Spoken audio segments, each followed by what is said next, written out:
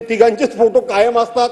अरे पूर्वीची काय सरकार झाली नाही काय, काय फोटो रोज जाहिरात, वर्तमानपत्रामध्ये जाहिरात, टीव्हीवर जाहिरात, कुठल्याही कार्यक्रमावर पत्र जाहिरात, कुठलंही प्रशस्ती पत्रक द्या जाहिरात, काय चाललंय काय हे? आणि जाहिरात त्यावेळेला त्या लाडक्या बहिणींना असं काय खुलवून टाकला नाही या भावानी आणि सांगितलं की 46,000 कोटी रुपये आम्ही महिला आमच्या लाडक्या बहिणींकरता तरतूद केलेली आहे। किती सांगितलं? 46 कोटी रुपये, 46,000 कोटी रुपये। यंदाचं बजेट कितीचं आहे? 36,000 कोटी रुपये।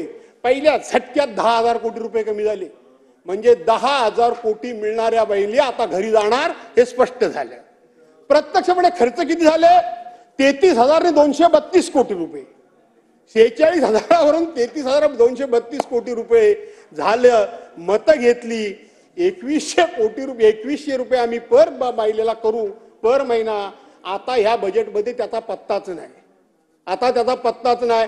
मुख्यमंत्री म्हणतात पुढच्या वेळेला बघू, दादा म्हणतात मी काय कधी बोललो नाही, एकनाथराव म्हणतात मीच फक्त बोललो, आता मीच एकटा काय करू, हे दोघे एक मतानं झाले तर अशी अवस्था बहुतेक झाली आहे। अध्यक्ष महोदय, आमच्या आदितीताई बसल्या तिथं, मंत्री महोदया, 2,53,000 2 कोटी आणि 53 लाख महिलांचं आपण त्या ठिकाणी 2 कोटी 53 लाख महिला ह्या त्याच्या लाभार्थी त्यावेळेला तुम्ही जाहीर केल्यात। आता तुम्ही ती स्क्रुटिनी करताय आणि स्क्रुटिनी करून त्यातल्या पहिल्या 2.5 लाखाची बातमी आली, आता 7.5 लाखाची बातमी आली, हळूहळू 10 लाख महिलांना तुम्ही कमी करणार आहात। आता करणार आहात, मला वाटतं आता 50 लाख महिलांना यातून कमी करणार आहात।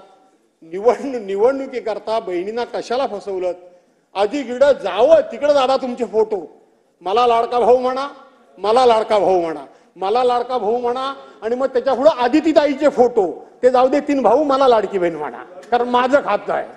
नाही ते ठीक आहे, जी गुलाबी जॅकेटवर टीका काही लोकांनी केली ती मलाही आवडली नाही, खरं सांगायला गेलं तर त्यांनी शिवलं त्यांच्या पद्धतीने, बिघडलं काय? काहीच बिघडलं नाही, त्यांचं काम झालं, आता त्यांनी काढून टाकलं।